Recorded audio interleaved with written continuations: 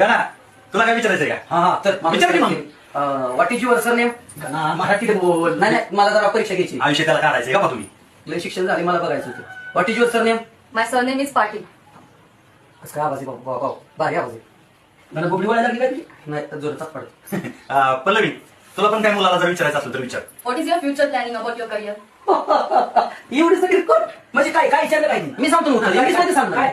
What is your my name is घना पैलवान I am big पैलवान भाऊ इज फार्मर इज काव भाव आणि काठी इज बपेलो. तिने तुझं फ्युचर मध्ये भविष्यात तो काय करणार विचारले ते सांगितलं. काकी काय काका काय विचारलं नाही.